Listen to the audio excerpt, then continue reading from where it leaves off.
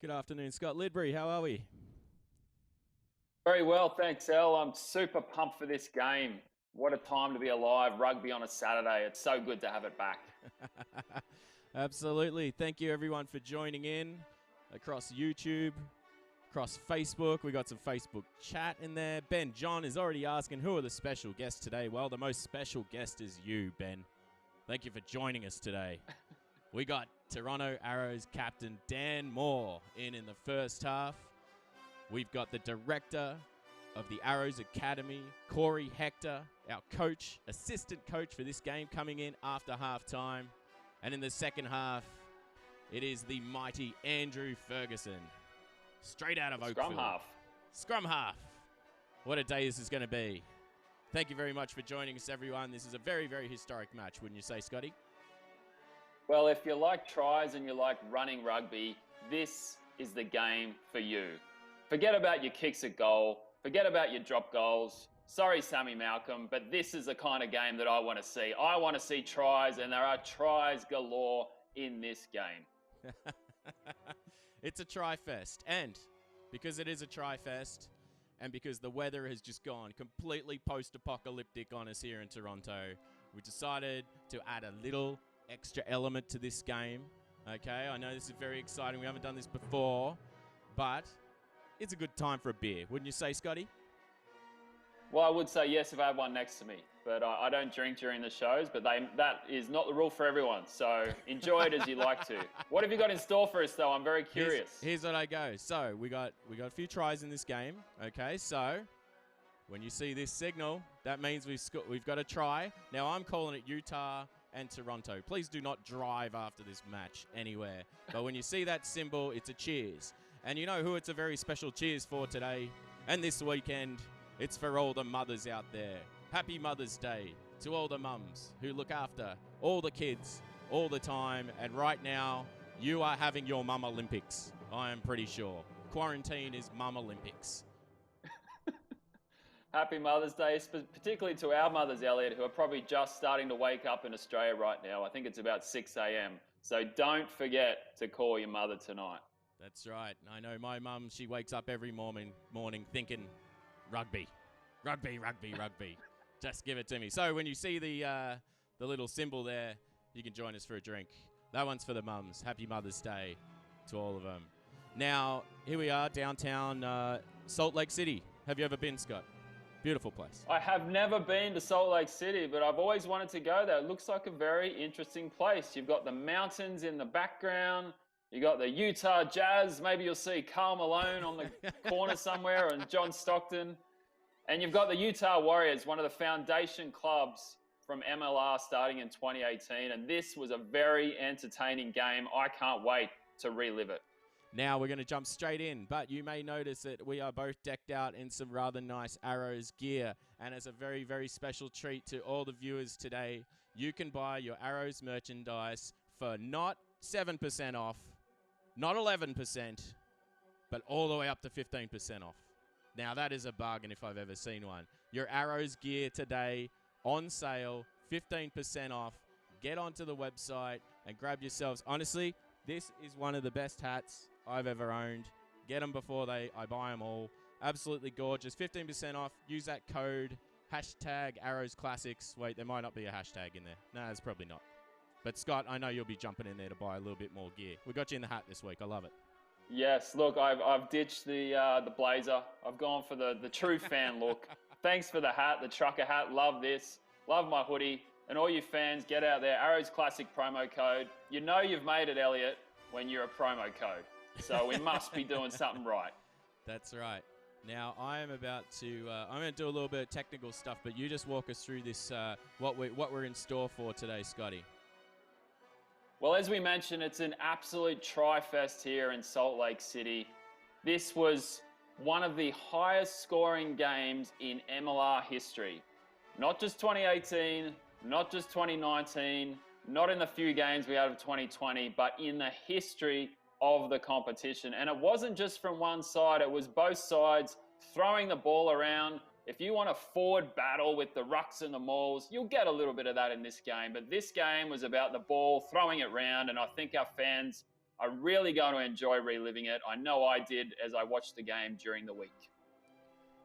Okay, we're going to jump straight into this game and going to bring along our first guest very soon, the captain. But let's get into the pre-game situation here down in Utah, down at the field. But oh, wait, I almost forgot something very, very important, Scott, while I was sitting here trying to call Dan Moore, which I do 3 times a day. Right now, Rugby Ontario, they need your help. Scott, so many of these players have come through the ranks of Rugby Ontario as players, as part of this whole program to build rugby in Canada. And I have a very special message I would like to send across right now from Canadian and international rugby legend 𝐓𝒡𝐞. Check it out. Hi, my name is 𝐓𝒡𝐞. I was born and proudly raised in Ottawa, Ontario. I started my rugby journey at Hillcrest High School, then moved on to my beloved rugby club, the Ottawa Irish. From there, went on to play representative rugby for Eastern Ontario, the Ontario provincial side, and ultimately the Canadian national team. If not for the rugby setup here in Ontario, my teammates and I, and all rugby enthusiasts, would not have had the opportunities and pleasure that we were accorded and enjoyed through our association with this sport. I love rugby and the good people who make up our community here in our province. But right now, here in Ontario, we are facing some enormous financial constraints to keep the sport alive and functioning properly, given the current challenges brought on by the COVID-19 pandemic. Like breaking down sound defense in rugby, you need to develop solutions to problems you face. This is why the Rugby Ontario Supporters Club was established. So please go to rugbyontario.com/supporter-club and think strongly about making a donation that will assist in keeping the sport of rugby alive in Ontario and in Canada. Please remember also to follow Rugby Ontario across its various social network platforms to learn more about this initiative and to pass this info along.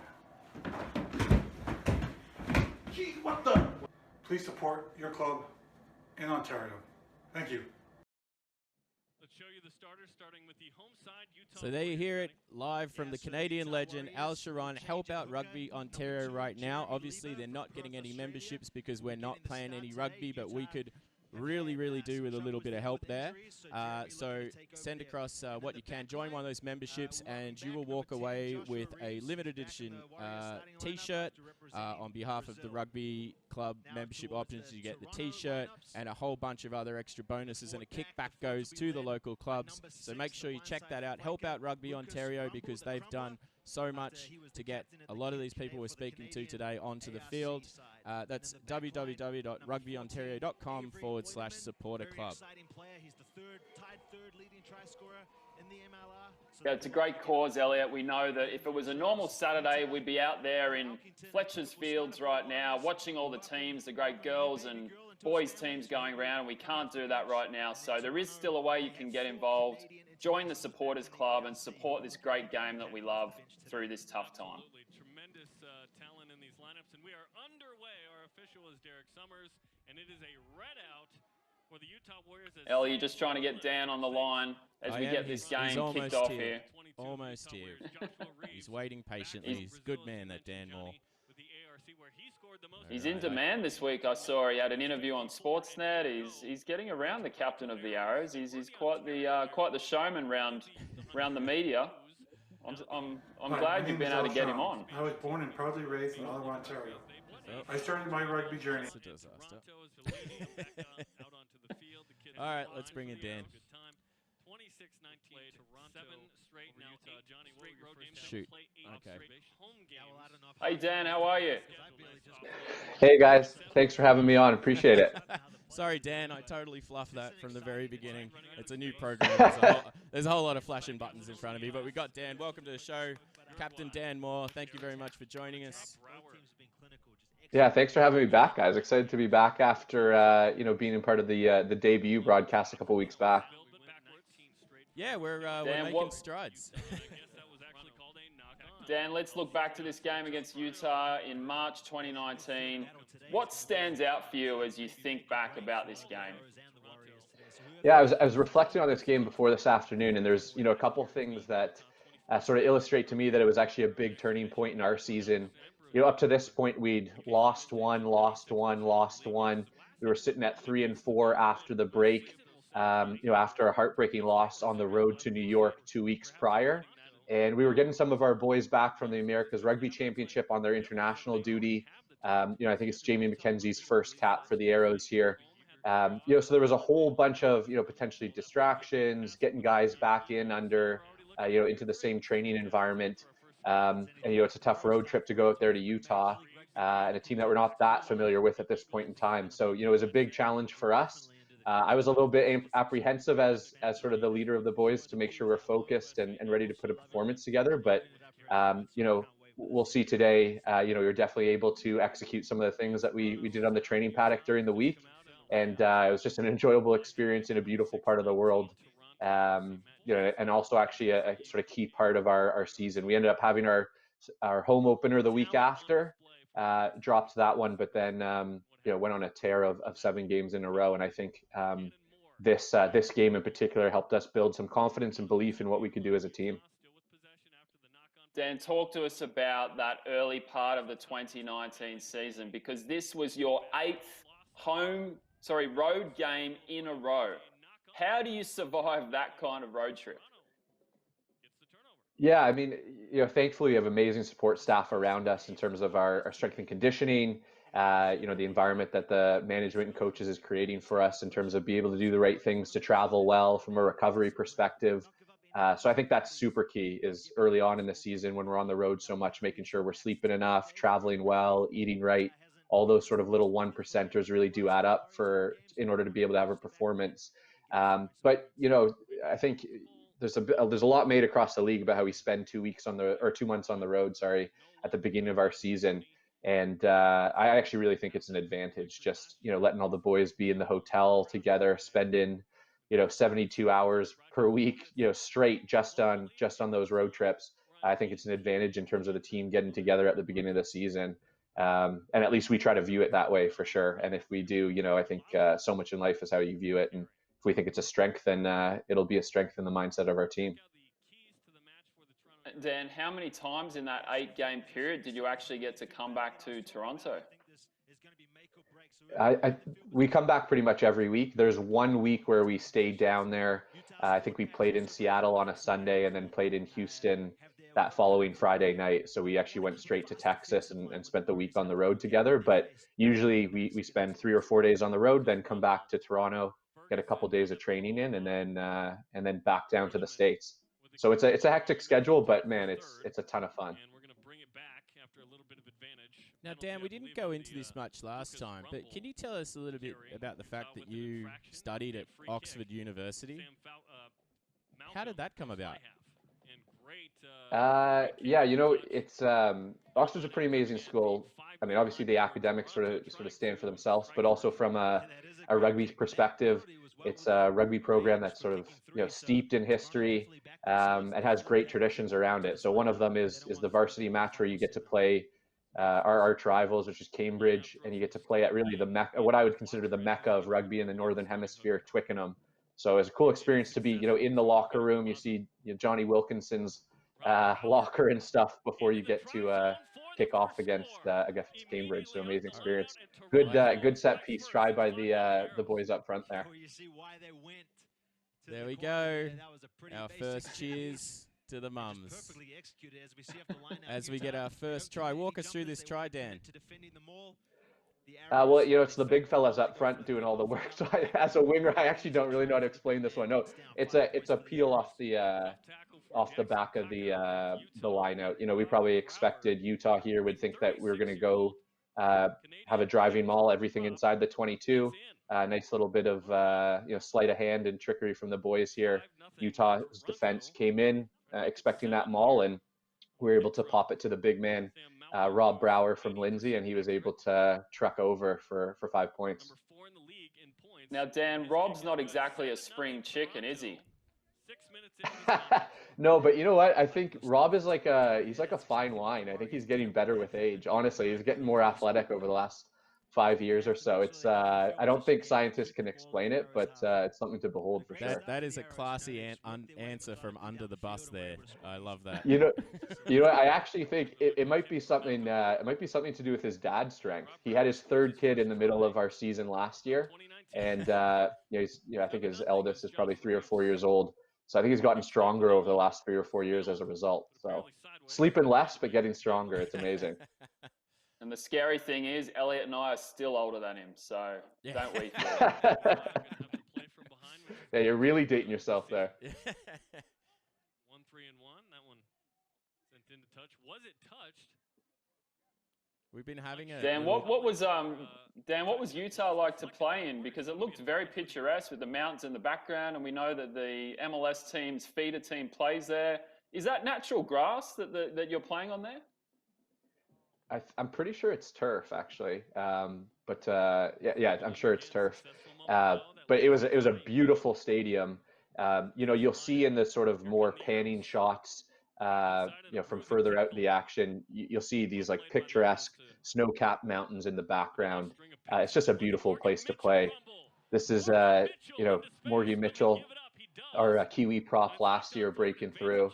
It's just an amazing place to play a bit of rugby and play with this group of players. We got a question for you, Dan. This comes from Stu on YouTube. Thank you for joining us on StuTube.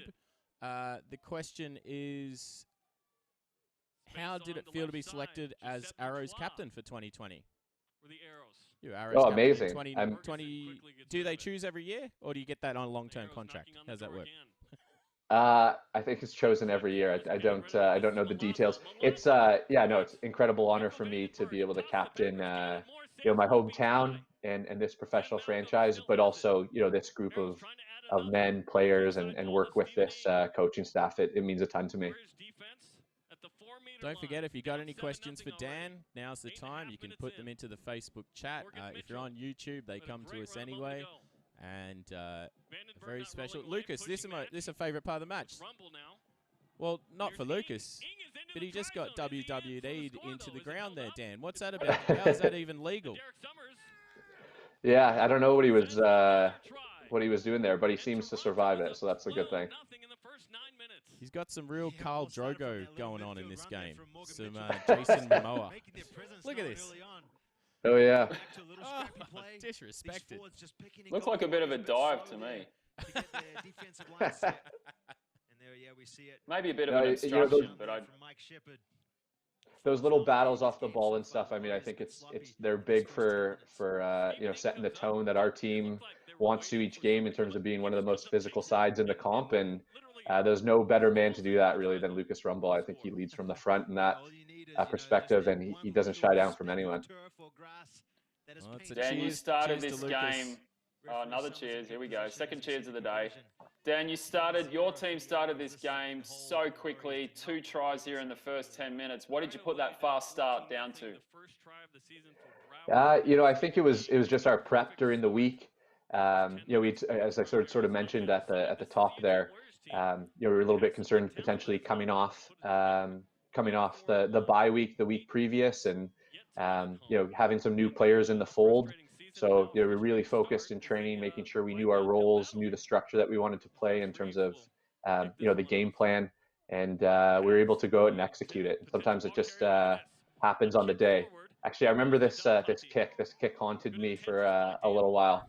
Didn't pull off the way I wanted to, but there was about 100 or 200 done on the training paddock the weeks after. So that's how you learn and get better. Now, a little Karen Gasparino's just said we don't dive in rugby, so sorry to all you rugby players. I'll never accuse you of diving again. A little birdie told me that you used to play soccer pretty seriously as well, and you may have matched up against our own communications manager and legend at the Arrows here, Brock Smith. You guys found out a few years afterwards that you guys were playing soccer against each other. Is that right? Yeah, we had played soccer against each other a while back. It was, to be honest, it was my first sport or one of my first sports, but I played a little bit of everything growing up: hockey, basketball, skied. So you know, like a Canadian kid, I think it's a rite of passage to play hockey at some point, and then, you know, eventually rugby became a number one. Did you play on the wing as well in those sports? Yeah, yeah. Yeah. Yeah, soccer and hockey. Just love sitting near the edge so you can make a quick run for the oranges. Is that right? Exactly, exactly. I want to talk about wingers for a second. Now, Dan, we've got to know you, and I must say, you've been one of our favourite players. We are a bit sentimental in the MLR, not just the Arrows, and definitely one of our favourite wingers. But Dan, I've got a confession. After watching this game, I've got a new favourite winger, and it's not you. I'm sorry. His name is 𝐂𝐤 𝐂𝐤𝐬𝐢. It's the left winger for Utah. He scores some amazing tries in this game. What have you got to say about that and his game? He does, yeah. I'm actually matched up against him in this game, and he's a big physical body. He's strong. I don't know if it's already happened in this game yet, but he actually puts me down on one attempted tackle. So hopefully Ella's cut that piece of the footage out for me today while I'm on. But no, he's a good physical player. He makes things happen, and you know, he scores one in this game. So you know, he's pretty lethal. But you know, there's some great talent across the league. Yeah, I think he's a good player, but you know, some of the talent that we saw this year, you know, that's what's so exciting about the league, is that there's great talent that you can play week in, week out, and get better as a player yourself, just playing at that caliber. We got a great question. I shouldn't say that, Dan. You are still our favourite, but he's my second favourite, and you'll see why soon. Because he scored a try that really took my breath away in this game. But I think we'll see that coming up in the second half. Now I got a great question from Chris. If you weren't playing on the wing, Dan, is there another position that you'd like to play?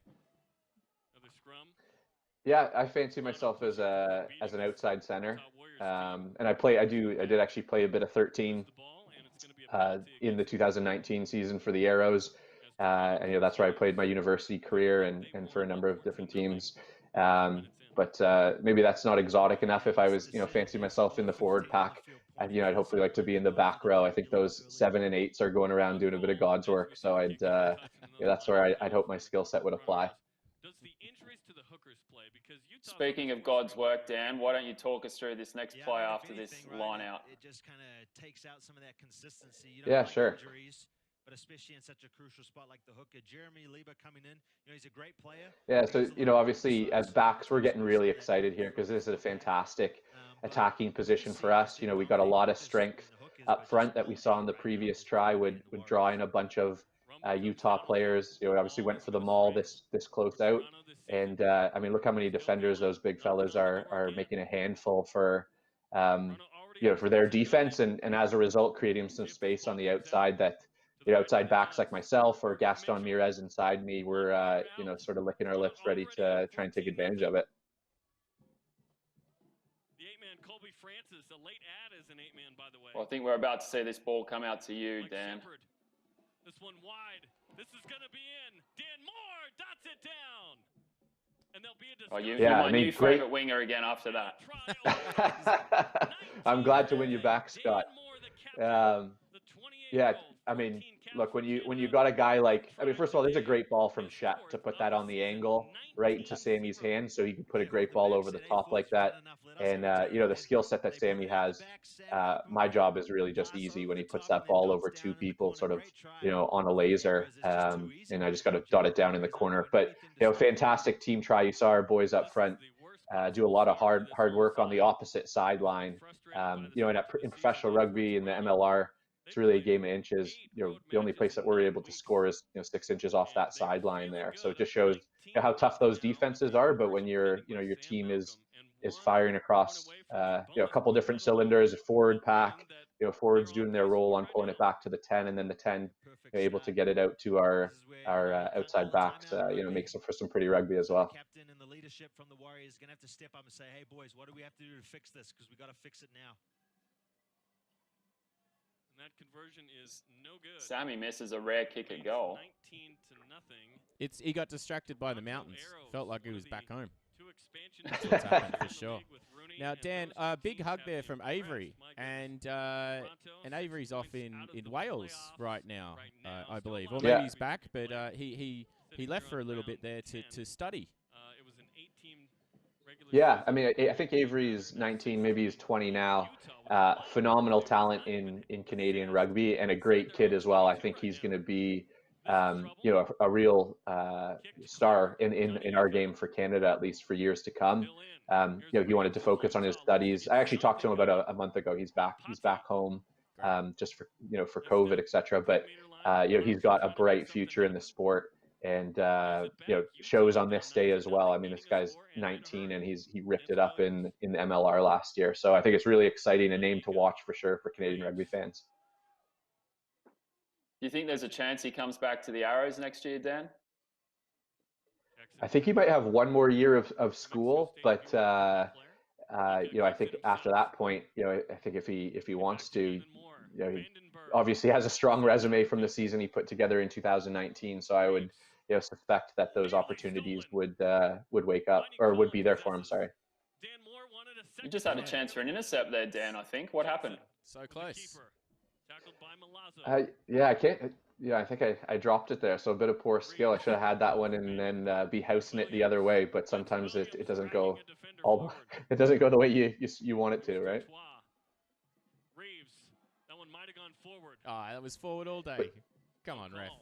What's going on? Inside the 22 finally for the Utah Warriors. Yeah, it's interesting. I mean, you know, we at this point in the game we've scored 3 nice tries the other way, and you know, you think we'd have all the momentum, but you know, it seems like we got caught on our heels a little bit of ill discipline. We're starting to give them, you know, piggyback them down the field in terms of with penalties, and that territory is huge, particularly at this level. So you know, we'll kind of see how it unfolds over the next 10 to 20 minutes. Got a great question here from Ed, and he's asking to put yourself in Mark Winokur's shoes, probably a size 15. If Dan could sign any world player to the Arrows, who would it be? You know, I mean, thankfully, the questions like that are above my pay grade, so you know, I don't have to. I don't actually have to answer them in real life. You know, I think one thing that I would really credit Mark Winokur with is his philosophy around, you know, building the team and signing players. And you've seen a lot of big names come into the league, and I think it's fantastic to play that caliber of talent week in, week out, and to build some star power around the league. Yeah, sorry, Utah just dotting down there, but you know, I'll keep speaking over it. You know, it's great to see that star power come into the league, but you know, our philosophy has more been, you know, get younger professional players or really high caliber talents that are still at the beginning of their career. You know, not necessarily be a retirement spot for some of these bigger names. And so the likes of Sammy Malcolm, the likes of Taylor Adams, those guys, I mean, they come in, they're great talents to begin with.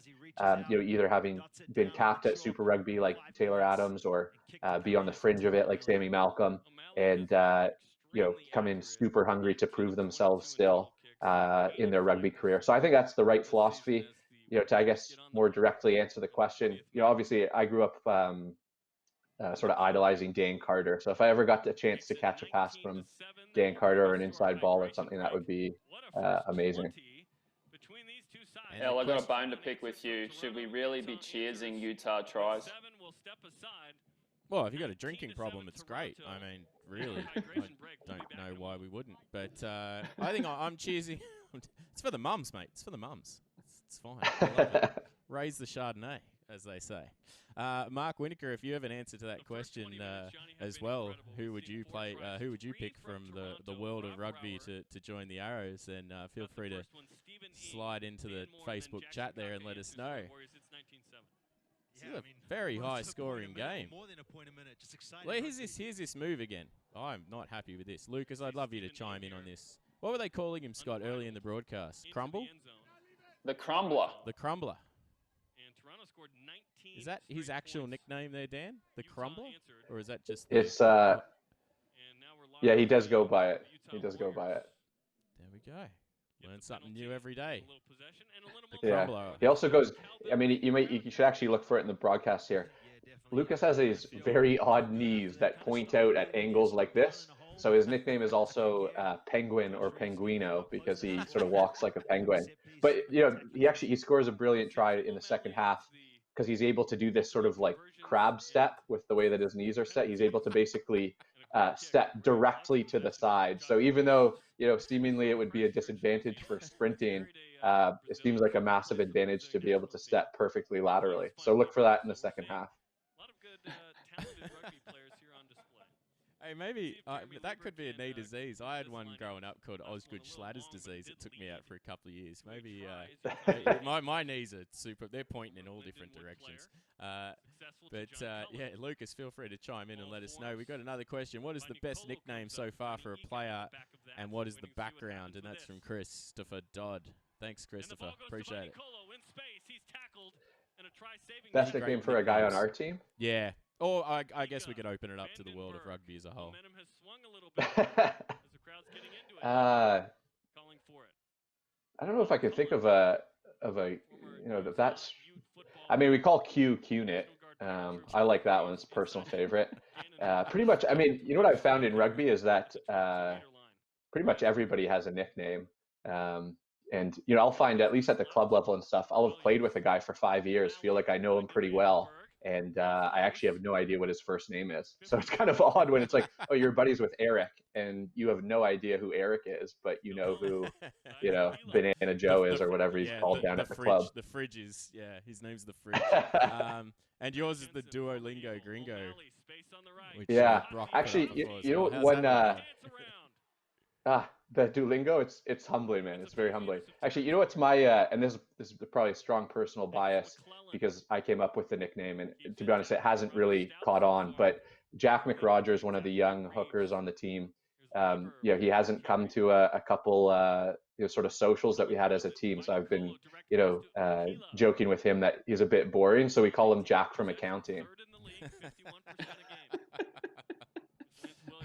He's too busy working on the ledgers to come out for a beer with the boys.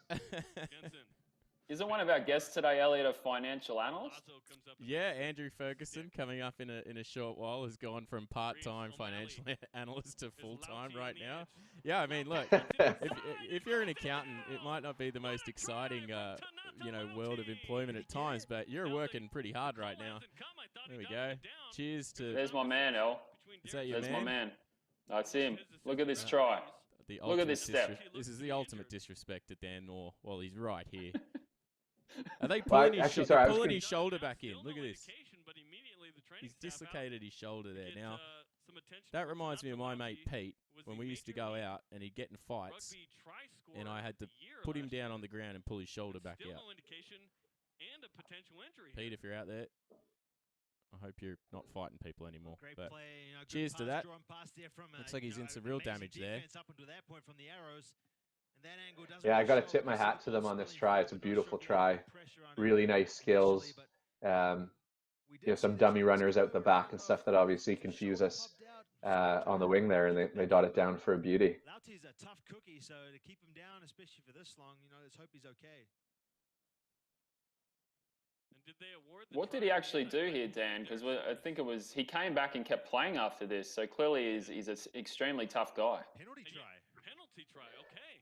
Yeah, it looks like he got either a stinger or maybe his shoulder came out and they popped it back in there. So tip my hat to him for staying in after that. On injuries, and we don't want to dwell on it, but what's the worst one that you've had in the field, Dan? I did a 5th degree AC separation, so my collarbone sort of came out and was tickling my earlobe, but was able to put it back in, and it's recovered well. You love your degrees, don't you, Dan? Just love them. Love to study. I've got a question from Brock as well. He says, I'd like to know about your experience playing for Yorkshire Carnegie in the English Championship. Yeah, and thanks to all the fans for sending in some great questions over the last couple of weeks and engaging. I think it's been awesome to rewatch these games with you guys, and some great insightful questions. My time in the championship was really interesting. I mean, it's awesome to be in a country of rugby like England, and there's some amazing tradition and followings around those clubs and those games. So I absolutely loved it. Got to play with some really high quality players. Got to learn for some really good coaches. The DOR at the time had just come up from Hurricanes in New Zealand, and loved the way he thought about the game and a really attacking flair to it, particularly for an outside player. So I felt like I developed and learned a ton under his guidance. So I had a fantastic experience. Unfortunately, the clubs had a bit of financial difficulty this year, but at least my experience when I was there and the people were involved, it was great.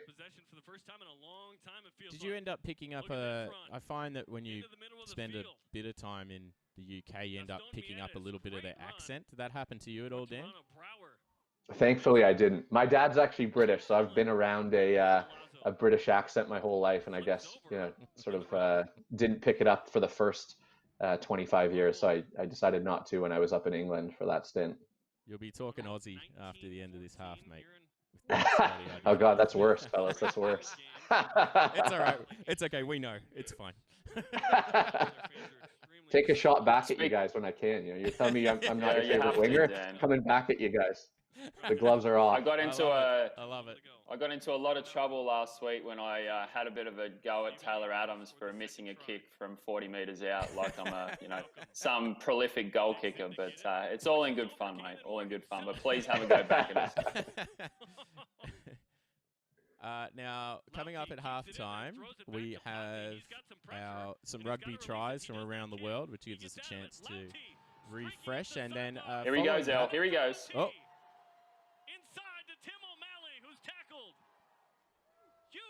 Dan, have you ever played touch rugby before? Yeah, of course. Yeah. Felt a bit like touch rugby at the start of this game. There was just the ball was flying around. It was end-to-end stuff. I don't want to downplay the physical nature of the game, but talk us through why this game was so open. I mean, it was perfect conditions for running rugby. Like, it was a perfect day in Utah, and I think it was just a beautiful stadium as well. So it's with the turf, so I think it enabled that sort of skill execution, and I think we walked away from this game and said, when we got up 19-0 at the beginning, we kind of let the foot off the gas, and that's probably in the physicality of our defense over this short passage of play. So it's definitely something at half that we had to go back to. I don't think this was at least the first half was necessarily a defensive the defensive performance that we sort of hold ourselves to from a standards perspective.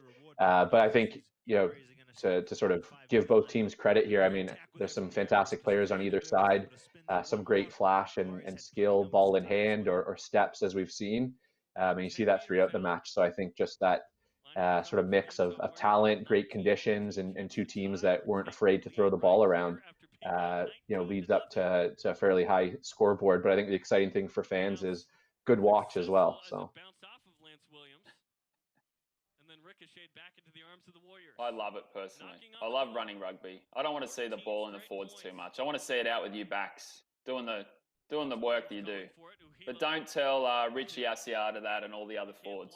Thankfully, we have no forwards on today. It's a forward-free zone, unfortunately, today. BYU Cougar down the road. Vandenberg, the South African. Good counter ruck. So it's Vandenberg versus Rumble. There's a one-on-one match here for sure. 5 meters out. John Cullen bruising his way towards the try line. 3 meters out in the left corner. Johnny Ika still okay and in the game. And Captain snuck in on the left side. Another try. Beers up for Mum. Derek Summers still having a conversation. Dan, what did you say to the team after this try behind the post? Because you were up 19-0, and then 10 or so minutes later, it's 19-all. That must have been an interesting team talk. Yeah, I think we were a little bit shocked. I think the key thing would have been regaining our composure, taking a couple deep breaths, and just resetting our focus. We kind of lost it here, I think, for just a couple minutes.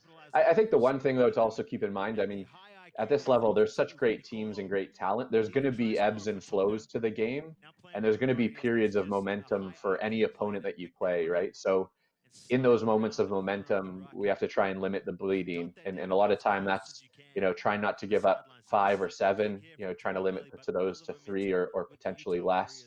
But here I think defensively we just need to be a lot more physical, and stop taking some penalties that again we're sort of piggybacking them down the pitch. We should note as well, 𝐓𝒂𝒂𝒊, who scored that try for Utah, is actually the leading try scorer in Tongan national team history. So no shame in conceding a try to him. I think he's in his mid-30s, and he's a really impressive player that's had a really long career. Cheers to that. You're loving this GIF, aren't you, today, Elliot? Oh, I love the special effects. It took me like an hour to find it, man. You should have seen all the GIFs I went through to find just that one.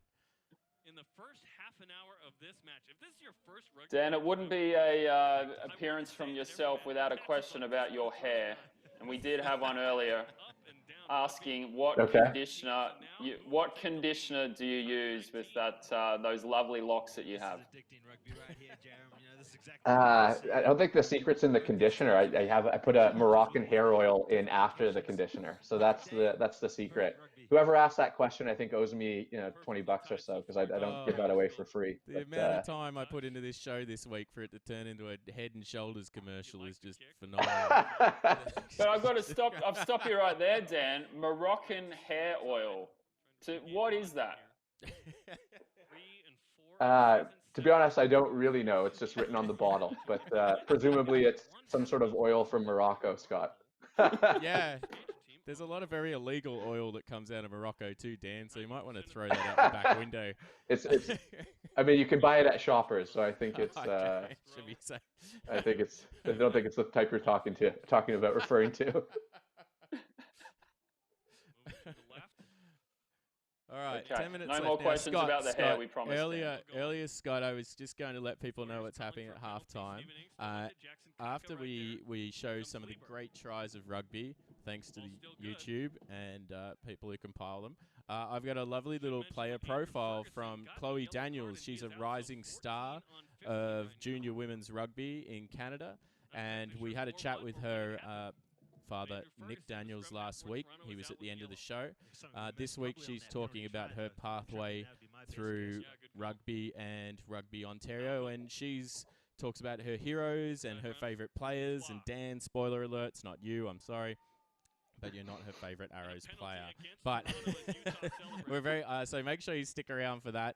She's obviously out there killing it. Dan, you've been back to Rugby Ontario. We're trying to support them right now. If you've got the option to join up and help donate their little initiative to help keep the lights on at the moment, it's www.rugbyorntario.com/supporter-club.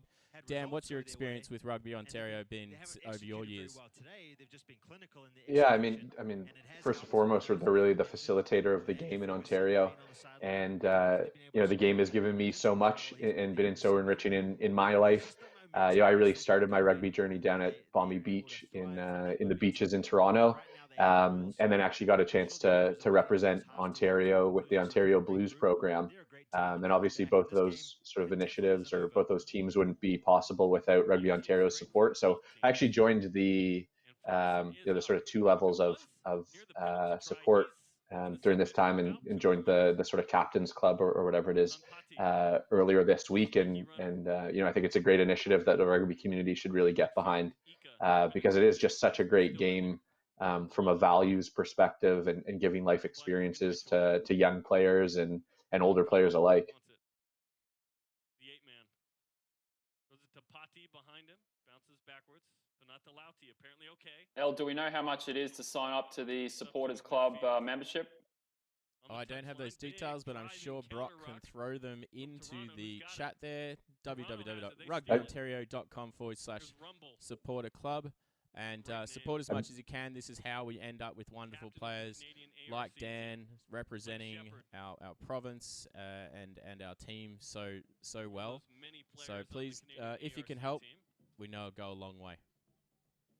Yeah, guys, I think there's sort of 2 levels to the membership. There's like a sort of a captain's club, which is like $150, and then there's a starter or community level as well, which is $100. So I know those funds will go a long way to making sure that the sort of health and viability of the sport in Ontario. So it's huge for the organization. A great Mother's Day I must gift. say, there's no greater way to spend a Saturday afternoon. If you're in the Toronto or Greater Toronto area, then going out to Fletcher's Fields when all the teams are playing. There's 6 different games usually going on at one time, and we miss that right now because there's no rugby. So not only in the Greater Toronto area, but rugby across the province, we really hope people can get behind this initiative. Spilled forward. Toronto knocks it on 5 meters out, and Ferguson comes back in. We're at full strength here. Yeah, I mean, that was a great little... Yeah, so you saw there a nice Ferguson little passage of... Yeah.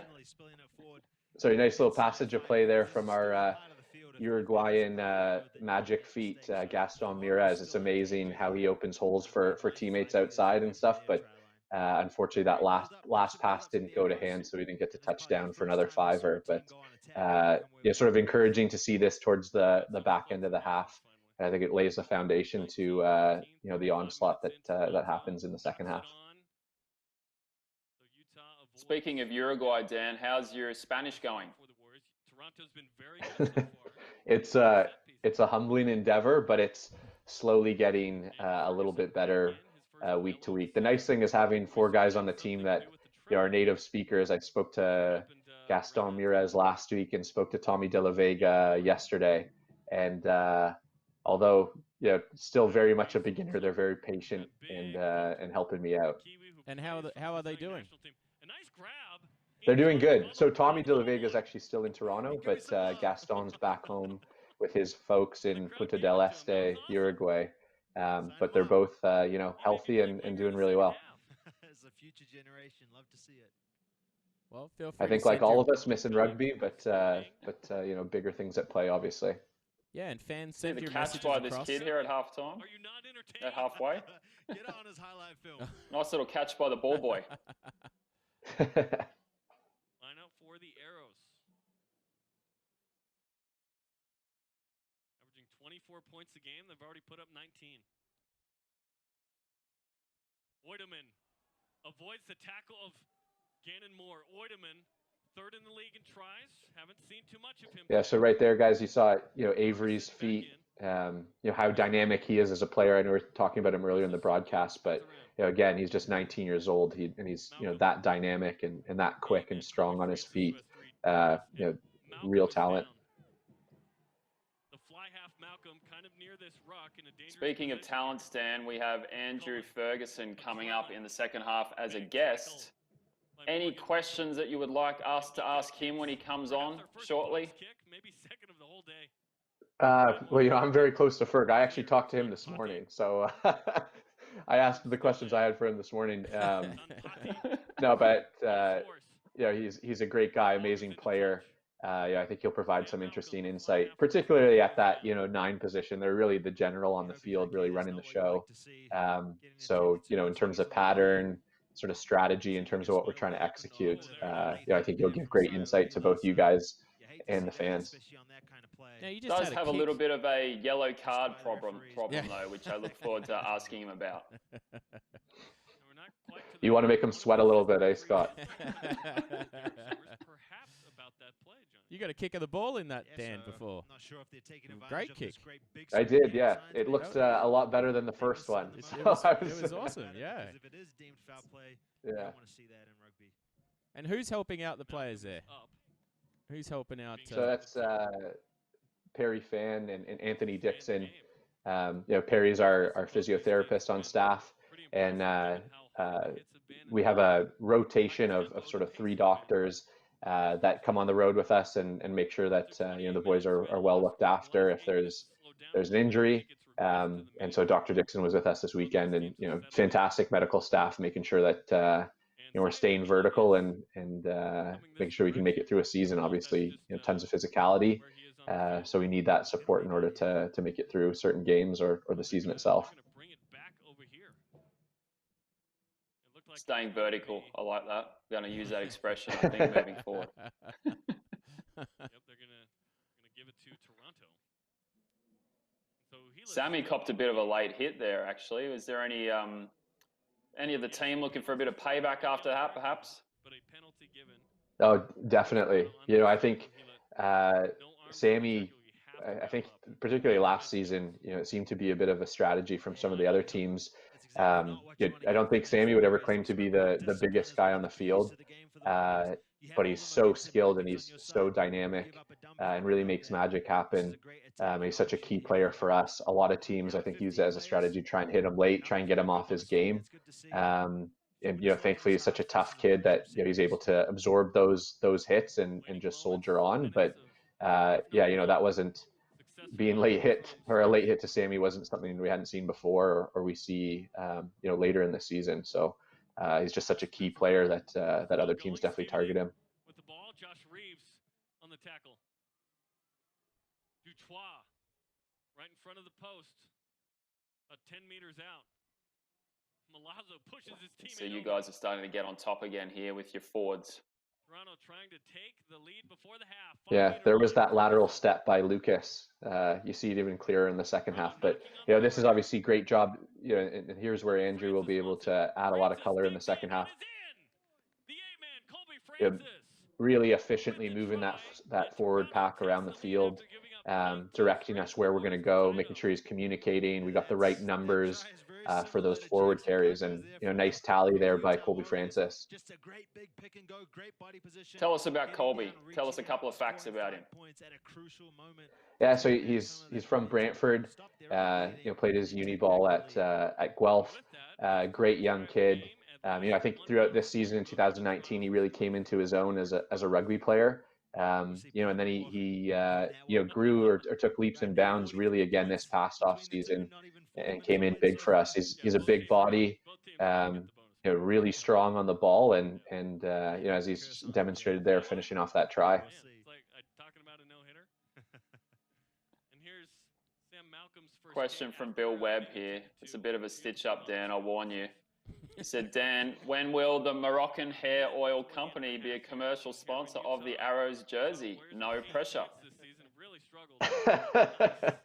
That really is putting me on the hot seat. So thanks for that, Bill. Yeah, I guess I'll get cracking on that on Monday.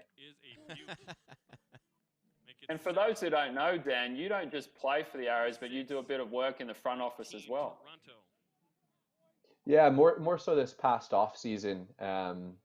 You know, there was a bit of a loose end after the sort of World Cup prep last summer, and you know, was able to come into the office and help us find some partnerships as we geared up for this season. So it was a kind of interesting learning experience as well, something I hadn't done before, but you know, massively interested in how we build this professional franchise and make the Arrows a sustainable business model, because I think, you know, that's absolutely key and imperative, you know, to see this thing go, you know, 10, 20, 30 plus years, which I think we all want to do. We want it to become one of those, you know, great professional franchises in the city of Toronto. 40-minute mark of the first half. And thank you to all the fans for joining us for this, because this is where it starts. We're sitting here right now in lockdown, but we're enjoying the old times, and we're spreading the rugby love as we head to halftime. We want to say thank you very much, Dan, for joining us again. It's always a pleasure. We could talk to you forever. Thanks so much for having me on, guys. Really appreciate it. And, you know, thanks to all the fans for continuing to get behind the Classics broadcast. You know, appreciate your support and all the great questions that came in, particularly the ones that put me in the hot seat, you know, keeping me on my toes. I got to appreciate that. No roll from me, Dan. Don't worry about that. Some of those names seemed like pseudonyms, so that doesn't surprise me, Scott. Thank you very much for joining us, Dan. We're going to head into halftime, a little chance to refresh, and then we have our profile of rising star Chloe Daniels before we head into the second half with Corey, Hector, our assistant coach in this particular game and director of Academy Rugby for the Arrows, and then joined by Andrew Ferguson. See you soon.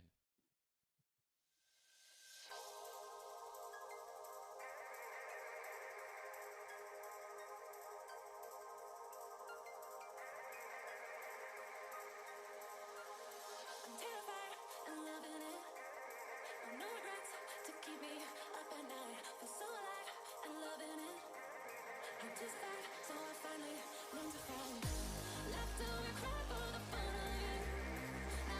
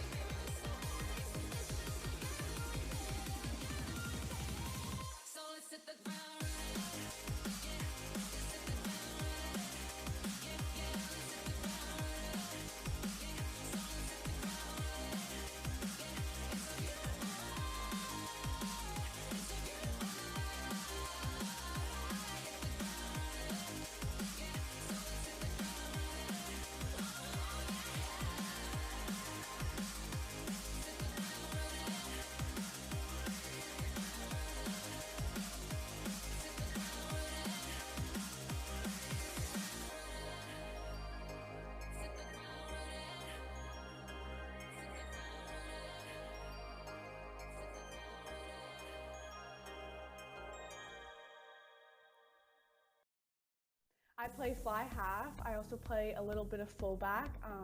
I really like fly half because I get to control the game and read the play, and there's opportunities to kick as well. And I like fullback as well because you get to see the whole field. I first started playing rugby when I was 11. My sister, well, my dad obviously used to play, and my sister tried it out in high school and really liked it. So she got signed up for club, and when my dad signed her up, he signed me up as well. I really like how fast the game is, and it's super exciting. There's lots of action. In sevens, I like the space you have. You get to be super creative and use speed and footwork, so that's definitely my two favorite things for sevens. This last Christmas, I played for 𝐓𝐡 Canada, and a goal would definitely to be a part of that next year. And for sure, going up in age grade to play like U20 and to participate like with the senior women's for 7s and 15s, and to be play in the HSBC 7th circuit. And my big dream would to participate in a Olympic Games.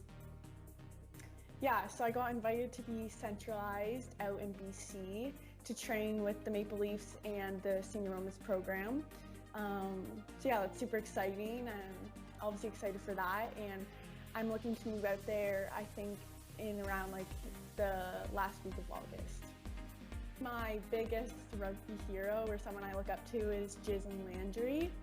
She is the top scorer or the top point scorer in the HSB 7th circuit.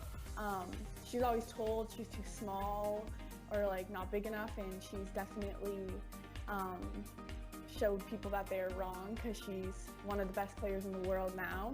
I really like her style of play. She is a great playmaker and sees the field really well, and she also is a great kicker as well. I'd say just play as much rugby as you can, get as much confidence.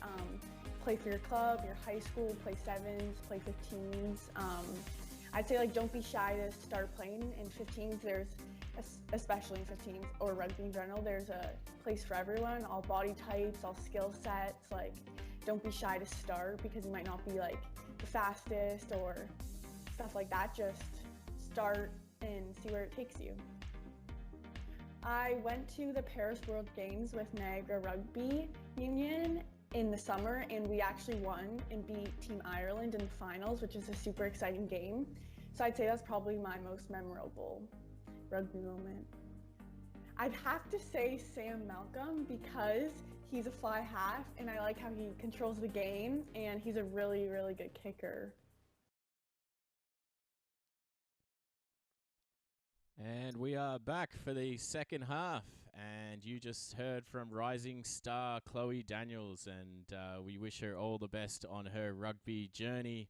It was lovely to hear from her, and she's on her way. And we are joined for the second half by Scott Ledbury once again, and the director of Arrows Academy, Corey Hector. Thanks for joining us, Corey. Hey guys, thanks for having me. Dan put down a marker, so it's a tough act to follow this 10 minutes. Absolutely. Well, we're Corey, really glad to have you on the show. Thanks for joining us. Cheers, fellas. Corey, what were the coaches saying to the team at halftime in this game? Because there was not a lot of defense, I think it's fair to say, in that first half. Yeah, that's true. I think overall we were generally happy. Obviously, there was about 15 minutes where we really let Utah back into the game, but we felt if we could replicate those 25 other minutes, that we'd be successful in the second half. Ultimately, we just wanted to continue to push the pace. That was one of our key messages at the start of the game, because we fancied our bench pretty highly. We had five fully capped internationals on the bench, so we felt if we could keep a high tempo, bring those players on, that we'd have an opportunity to run away with it. The first year.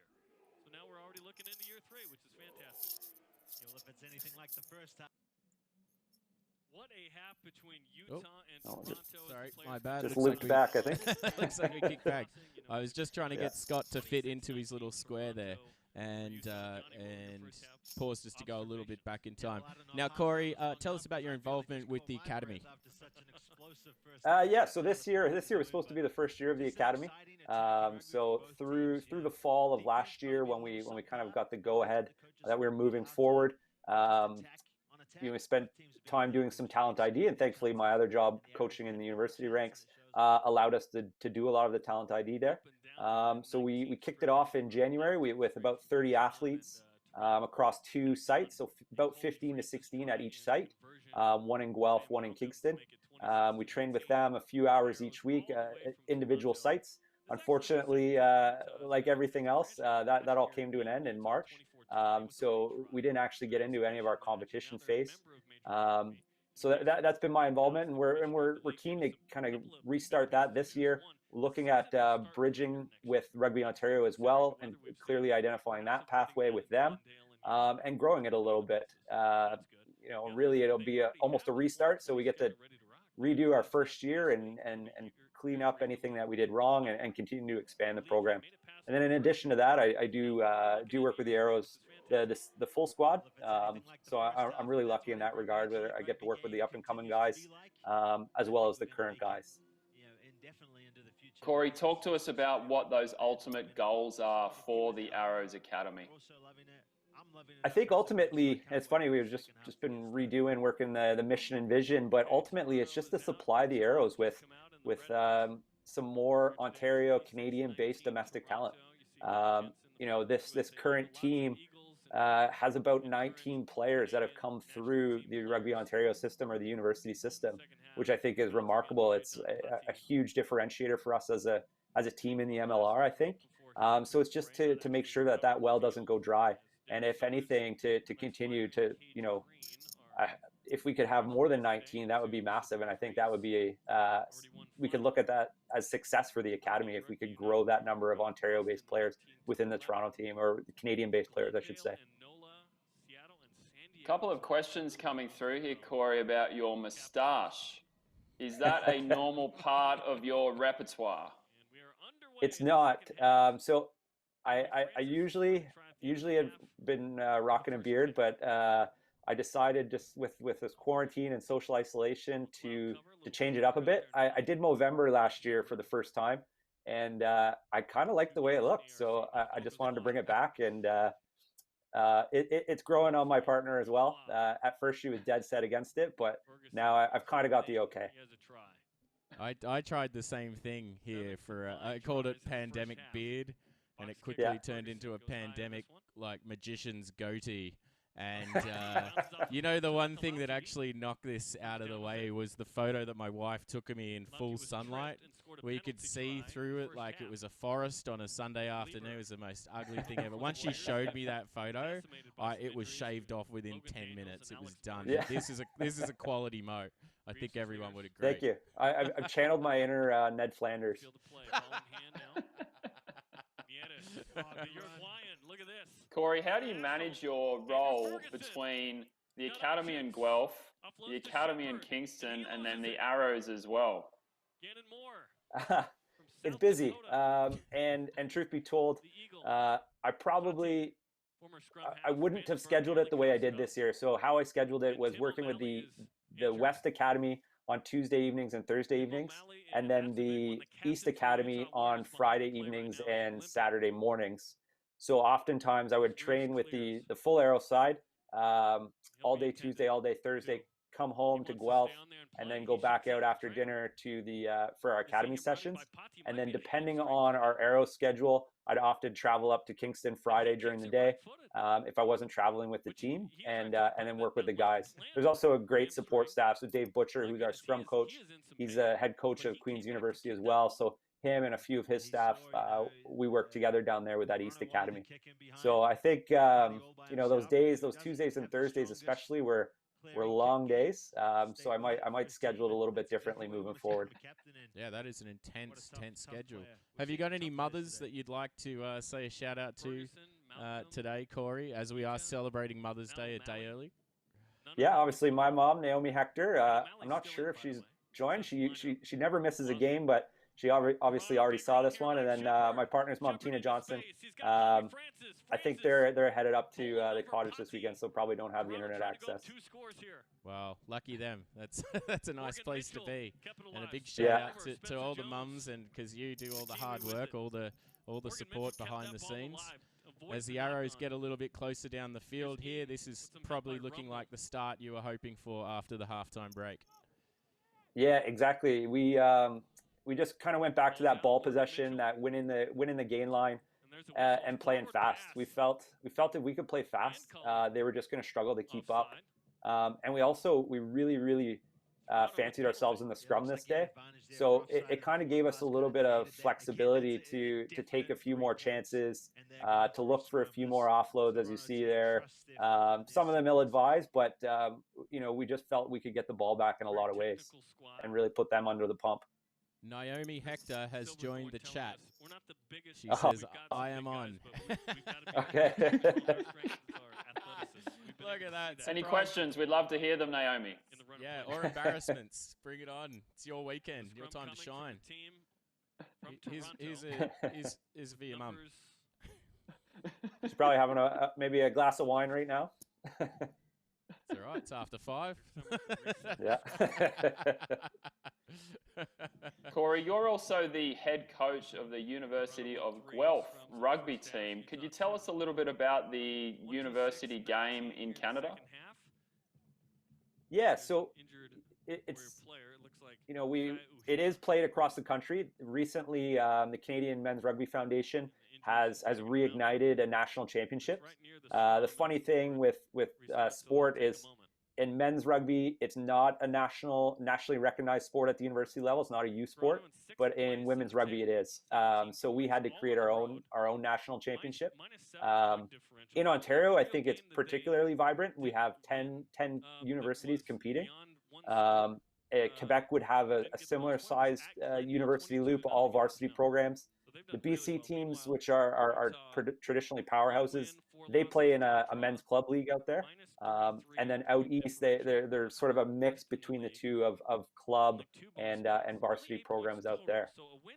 But I think it's a fantastic environment to produce future arrows, just because a lot of these universities have full-time strength and conditioning, they have full-time training facilities. These athletes, get a real taste of becoming pros, where they're training every day, they're managing competing priorities because they're also doing school. So it's just a really great breeding ground for hopefully future arrows. Can you tell a leader from the academy, like early on, like a future captain? I think so, but what's interesting is in our academies, a lot of the guys are leaders on their own teams, or whether they're current captains or they're on their way to becoming captains. I think that was the step that Dan was just talking about. You watch Lucas get hit and sort of sidestep. You can never get him down on the first hit. Did he just touch his head again? Sorry, I just saw. Did he just tap his head with the football there, Scott? We know what that means. Is that something about using your head? Using your head. Sorry, didn't mean to cut you off there, Corey, but it sort of just it connected one of our previous episodes, so I thought it was important to bring it up. So you've got all these players who are very, leaders in their own teams, and now all coming together, and they have to form a new team. And that sounds like a really interesting dynamic. Yeah, because then now you start seeing different types of leaders as well. So the very vocal ones, the ones that lead by example. And really, I think what's a credit to all of their characters is there's no real butting of heads. They all still are able to lead, and it just creates a really great environment to coach in, especially because you can ask questions, you can challenge them with things, and they're the ones that are stepping forward and not stepping back. And we're going to have a substitution. So there's some I think. Yeah, go ahead. No, just saying, we had a question from one of our fans, Christopher Dodd, who you may know, and I think he was asking about the academy and just asking if there's any overseas players or Canadians that have gone overseas to get game time that you see could now come back and be a part of an academy such as the one that you're running. I think there probably are. Like you look at a guy like Avery, I think he would be even though he's played in the full side, he would be one of those athletes who's over there in a full-time environment. I know there's some young players that have come through the Canada U18 and U20 program that are affiliated with European clubs. I would say because we're not able to offer a full-time environment for our academy athletes right now, and if they're getting that in European countries, in Tier 1 nations, playing in like top professional leagues, I think that's probably the best place. And then keep our eye on them as potential future arrows. I think that would be the best until we were able to have a sort of a residential full-time academy set up here. Taking it in, spilling it, unfortunately. Then the Arrows realizing they got no one back at home, so putting a little. We're really heading into a hectic point of this game here because the points really did start to flow. Yeah. Yeah, the playground equipment in the background there. In a great attacking position. Interesting. Something for all fans. Yeah.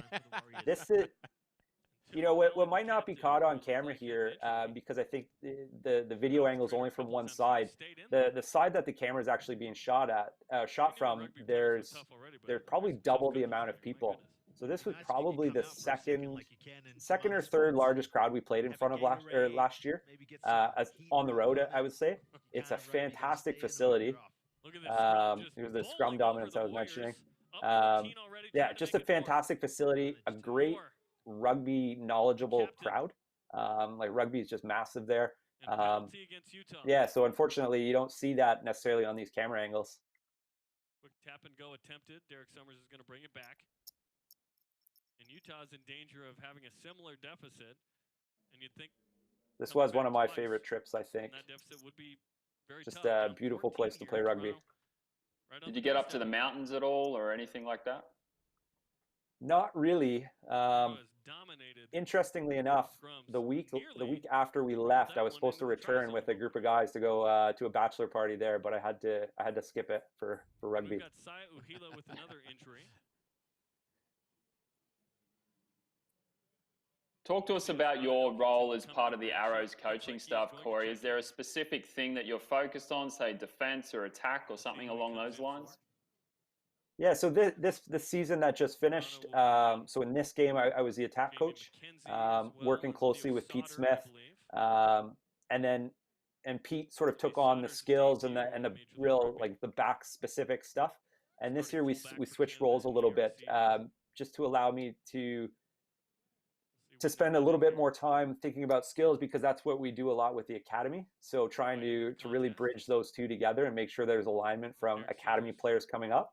And then Pete took over the larger attack, the team attack and the backs piece too, and did a fantastic job early on. So I get to work with how we set up our day is we usually do skills in the morning and team-based stuff in the afternoon. So I would work with the groups in the morning mostly, and then support in the afternoon.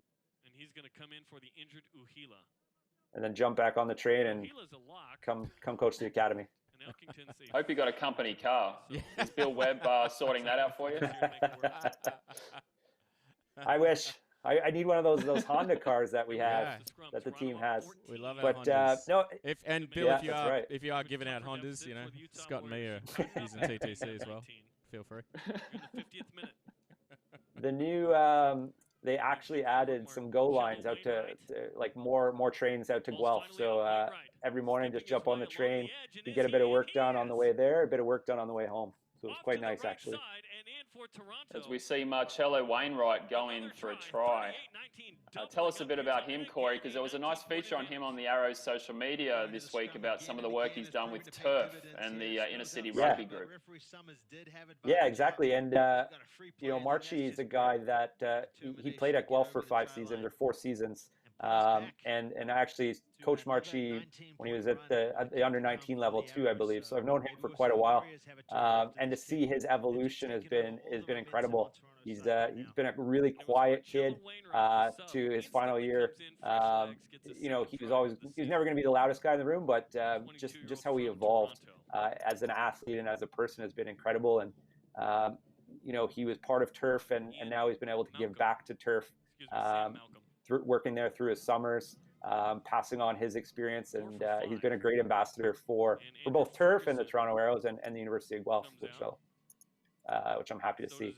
Well, Corey, it has been an absolute pleasure having you on the show today, and thanks to your mum for joining us as well. What an absolute treat that is. Thank you so much. We really appreciate it. Have you got a message for the fans out there, everybody watching at home right now?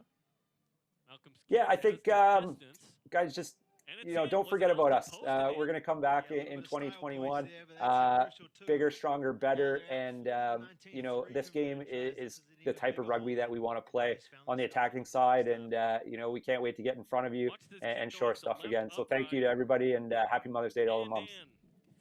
What a pleasure. Everyone join me in thanking Corey for joining us today. We really appreciate it. Scott, what a lovely chat we just had there. Lovely man, lovely Mo, lovely family. Still getting over that duster that he had. That was intense. Corey, thank you for joining us. The coaches are great quality. We've extended that section a little bit because we're having so much, and we'll bring back others. And Karen says, thanks, Corey. We won't forget. So that's just wonderful. Scott, tell us what's going on in the game while I line up our next guest. Well, it was a really fast start to the second half here from the Arrows. Clearly, they came in at halftime 26-19 up, but they've really started to dominate at the start of this second half. And there's been a flurry of points, and all of a sudden, the Arrows are up 40-19, only 10 minutes into the second half. And I think that's a nice segue into our next guest, because he was actually just substituted off in this game, so he can really let loose on the players on the field here, because he's not out there. So it's nothing comes back on him at this point. A big welcome to Andrew Ferguson. How you doing? Oh, I'm doing great. Thanks a lot for having me, guys. Of course, I'm getting subbed off, and now all the points come on, eh? Here's Mike Shepard. Shepard to the winger. Here we go. All the way. No one will catch him. Avery Oideman. He makes it look pretty easy, Avery, doesn't it? It's like a gazelle. He's just a freak athlete. He's so young, and you don't expect it, and then you see it happen, and you're like, where did that come from? This kid's incredible. Well, cheers to Avery, cheers to the mums, and cheers to Andrew Ferguson for joining us. Andrew, you look like you're about to sit down on a plank of wood and think about the big game ahead. You got your Beats by Dre in your ears. What's playing in your ears before the match? What's your pump-up music? I don't like to wear headphones before games, actually. I like to, if I get too in my own head, I find that negatively impacts my performance. So I just like to, hang out and joke around with the guys and, walk around and not get too much in my own head before we start, because I seem to be my biggest enemy when I do that. So, no, I just like to, whatever's on in the room. I do like music, obviously, before the game, but whatever's on in the room, I'm cool with. Now, I've been privy to quite a few of the pre-game rituals that the team has before they start. You guys have some really fun games that you sort of play to warm up. There's the game, I don't even know the name of it, where you throw the ball at random people, but you have to keep your hands behind you. Can you give us a little bit of background on that before we hit the action again? Oh, that sounds so barbaric the way you describe it. No, it's a little bit like just basically it's like a flinch game. So you have your hands behind your back, and if that ball comes to you, and obviously your goal is to catch it, but if you flinch and it wasn't coming to you, you're out. So it's kind of like just get us prepared, get the hands ready, get the mind switched on a little bit. And we always play backs versus forwards, so it's kind of bragging rights for the week on the better of the two. And look, I was going to call out the biggest flincher, but I don't think that's fair. Who never flinches? Who's a fridge? Who's the guy to beat? So pre Arrows, when it was the Blues, Doug Woolridge, Canada International, he used to be the guy, and now I'm trying to think of who would have taken him home over, but with Doug, Brower does it sometimes, but Doug would not. He would let it hit him straight in the chest, and he wouldn't move, just because he would flinch at everything otherwise. So he just let it hit him right in the chest. If you were going to get him out, you just square him up. Andrew, there's a bit of a word going around that you have a yellow card problem. Do you want to comment on that? I had never had a yellow card in my life, and then MLR, now I have two. So, it's I'm gonna go with a ref's conspiracy, and it's not my fault; it's theirs, because I don't know what to tell you otherwise. I haven't had that problem before. You've been very unlucky, because the game we showed last week was the game against Atlanta from 2020, where I think you got a yellow, and now this game. So we're not trying to stitch you up, we promise, but we just thought it was interesting. We wanted to know if it was maybe a trend, but it's good to know that it's not. I was proud of the one in Atlanta. I wasn't proud of this one. The one in Atlanta, it was, you know, head in the spokes, and you know, I had to try to stop something. So, but this one, I don't know what happened in this one. Now, this is very appropriate that you're wearing one of the toques that's currently on sale in the Arrows shop. It's 15% off right now, and that promo code is Arrows Classics, one word. How comfortable is that toque on your head, Ferg? Oh, it's a game changer, especially for us. Like when we're training all the time, it's a beanie. It's not a toque. It's not too heavy. It's nice and light. You can wear it when you train. It's perfect. Whoa, I'm a salesperson. I should be over there. Hang on a minute. Hang on. Is there a difference between a beanie and a toque? Oh, for sure, for sure. Like the beanies okay, are. This is like a beanie. There's no fold. You know, there's no fold. It's just a nice little hat. Yeah, definitely. See, they didn't put that on our entrance exam when me and Scott came into the country, so we just. I've heard beanie thrown around. I'm like, wait, don't you call them toques? There we go. Yeah, I mean, I'm not sure that it's you know, in Webster's dictionary that there's a difference, but that's my interpretation of what it is. Might be on 𝐓𝒡𝐞 95. Scott loves it. Yeah. Scott loves 𝐓𝒡𝐞. There we go. That was the try of the game. I'm sorry, Arrows fans. I love you, but this try, look at this try. 40 meters out, look at this. He picks it up. Footwork. Wow. Look at this. He's salsa'd. Left foot. Then just puts the afterburners on. Great try. What's been your favourite try that you've scored, Andrew, as a Arrows player? I consider myself to be a 5-meter specialist. I'm not a big, you know, I'm not doing it. So, you know, as a halfback, obviously, even success anywhere relies on, you know, everybody else doing their job well. So, you know, I don't score very many glorious tries, and usually they are the result of other people, you know, opening up things for me. So I've been pretty fortunate. I don't think I have a favorite that way. I'm just fortunate every time I score, but I definitely have favorites of other people scoring on our team. Gaston Mires, every time that guy touches the ball, it's like, you know, you pass it to him and you can almost start walking back to your own try line, because that guy is one of those people who just, the footwork is incredible. Same with that winger there for Utah. You just sit back and watch it and wish you could do it. I wanted to ask you about that scrum half position, Andrew, because how competitive is it between some of the players who play that position for the Arrows? Because we have yourself, we have Jamie McKenzie, I think we have Riley Donato. I'm not sure if I'm missing anyone else. How competitive is it between the three or more of you for game time and everyday training? Yeah, the other one that is in there now is Dylan Young, who's come out of Queen's University, who's another player who's, you know, up and coming and someone to watch for. In terms of how competitive it is super competitive. It's one of those positions where, you know, your job is to pass a ball, and the second you start trying to do more than that is, oh, there goes Tony. Jeez.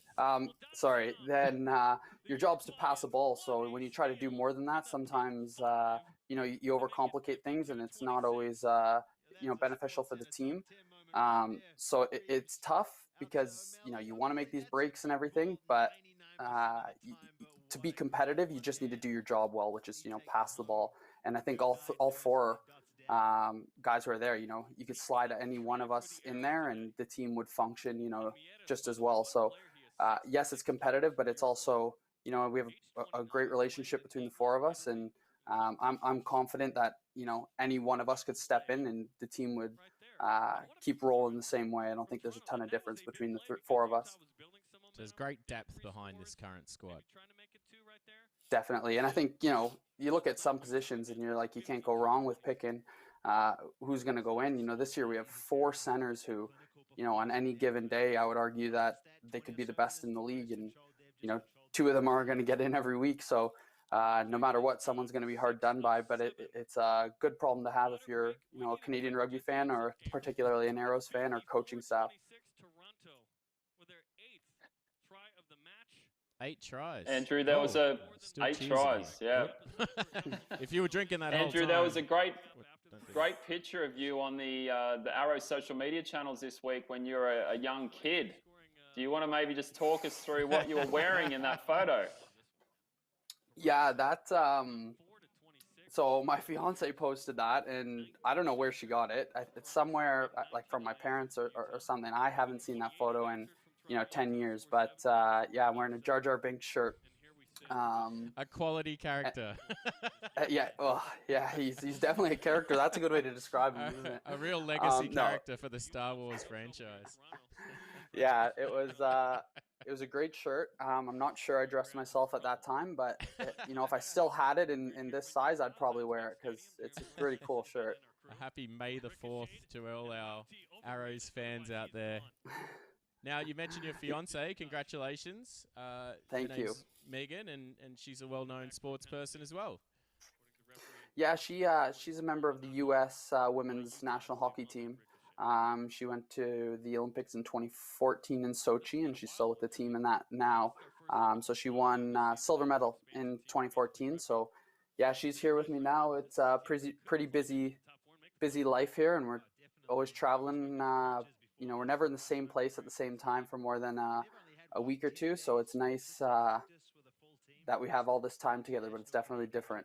Yeah, it's and you were still planning to hopefully get married this season, but obviously everything's on hold for events. I have a lot of clients of mine who are on hold for some wedding events, but might mean another year of engagement, which will be even more fun. I'm telling you right now. Yeah, that it'll be a tougher sell for her to get on that view, but yeah, it's I already made her wait a year and a bit because obviously I was hoping that things were going to go my way with the World Cup, and they didn't, which is the way that things go. But at the same time, I think she's waited a year and she's ready for it. So if it has to be another year, it is what it is. But she won't love that. Mate, she just wants to get you locked down. I love that. We've had a question from your rugby club, I believe here, Andrew, the Crusaders, that said, what are you doing to stay fit during the lockdown? Yeah, best club out there. Yeah, with the crew. So, I mean, obviously we don't have a ton of equipment or anything, but I know you can't really see. This is my little dungeon basement, and in it I have like a watt bike over there, and we have dumbbells and kettlebells and med balls and all that. So we're doing a lot of bike workouts and some running and lifting and trying to just stay busy but stay fit. And our strength and conditioning coach, second to none in Sean Harrison and Jeff Watson, and they've given us personalized programs based on what we have available. So the equipment that we have here, he basically makes a program with all that equipment that we have, and we've been pretty fortunate, Megan and I both, that we're able to work out here, and we haven't lost too much in terms of being the ability to work out. It's just, if I could snap that diet in, that would be pretty cool. But there's a lot of time at home that, I think everyone would agree that the hardest part about this whole situation is the cooking and cleaning situation, which is 3 times a day for some. It's a lot of work. Shout out to the mums out there who are doing it tough. Now, Andrew, we're trying to keep viewers here, and you've got a Habs logo on the back of your television there. Can you talk us through that? We're trying to keep viewers, mate. We're trying to build this up every week, not lose people. Yeah, that's I've been a Habs fan, since I was, little. I think my dad's a big Leafs fan, so I think I just wanted to, try to piss him off and go against him. So that's what I did, and I've always been a Habs fan since. So actually, yeah, in terms of geographically where we are in Burlington, we probably don't have very many friends, because the other thing is Chicago Blackhawks is Megan's favorite team growing up in Chicago and everything. So we have between the Habs and Hawks memorabilia all around here. It's a bit of tough tension. sell. I remember I was in a thrift shop on Powell River in BC, and many years ago, and I picked up there was this beautiful Habs jacket. I'd only been in the country for like a year, and my brother-in-law said, "What do you think you're doing with that?" I said, "Well, it's just a dope jacket. I'm going to go and wear it." Because no, you're not. We're not going back to Toronto with you wearing that. I had no idea what was going on. But when I say I had no idea what's going on, that also goes with the rules of hockey, who plays hockey, and everything associated with it. Oh, so you had an excuse. Yeah, rugby all the way. I understand what's happening. I can see the ball. It's fantastic. Now, good that we cleared up that you are a fan and staying strong there. you also are busy right now. You're working as a financial analyst. You've been doing that for a while. Yeah, very fortunate that there's people in the rugby community. So Tim Matthews is a member of Markham Irish Club. He was gracious enough, took a chance, and employed me to do some work with his startup company. It's a healthcare tech company, and so I'm just helping out as much as I can there, and just trying to learn as much as I can. Just keep things ticking over for when we can't play anymore. Just trying to prepare myself as best I can for that, and so I'm really enjoying it. But I'm also learning a lot, and people like that who help you out, you can never forget, and you can't thank them enough, because those opportunities are not a dime a dozen. Absolutely. What a try. There's another great try. They didn't have the greatest day, Utah, but I must say, when they scored, it was usually a pretty try. Yeah, there's some lovely tries. I mean, I guess the solace we could take out of that is these are big X factor, wicked tries, and if we're going to allow some, those are the kind we want, and we don't want them to be system errors and things where we're just getting beat on simple things. So if people are going to score tries, I'll take ones like that, and that one with the fancy footwork. Now, Scott, there's a player there that his shirt is almost mirror image. Have you seen that? This did confuse me when I was watching the game, because one of the players looked like he had his shirt inside out. Have you ever made that mistake, Andrew? Have you put the shirt on inside out and accidentally run on the field? I don't think I've put my shirt on inside out. I put on wrong shirts before, but I've never the other team? That's a great tactic. No, when we had, like, say, 2 jerseys, I'd put on the wrong one and run out and realize I'm standing there wearing a white jersey and a blue team, and realize that way. But no, with this stuff, it's been pretty good. I haven't put one on inside out yet. I can't quite wrap my head around this shirt. When you get a view of it, I should have taken a screenshot earlier. So everything else appears the right way up, but the Newey logo, which is, what's that? Probably an insurance company or something like that. Blockchain. I looked it up. Blockchain. What's that? Hang on. We've got a financial analyst here. Ferg, can you please explain blockchain to me in like 140 characters? I don't think anyone can understand blockchain. That's we should get Dan Morin. He knows. He used the word like pseudonym in that first half. That kind of analyst isn't going to happen here.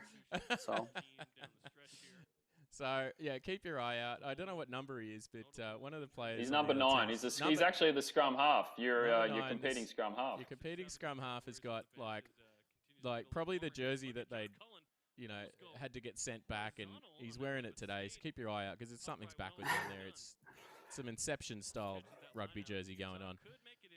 I'll tell you a funny story here. That guy who's carrying the ball there, number 20. So he's obviously a unit and much... bigger than a lot of the guys who are on our team in that. But when we ordered our jerseys, obviously it was our inaugural season last year. I think Winokur used Utah's numbers and sizes and ordered our sizes accordingly.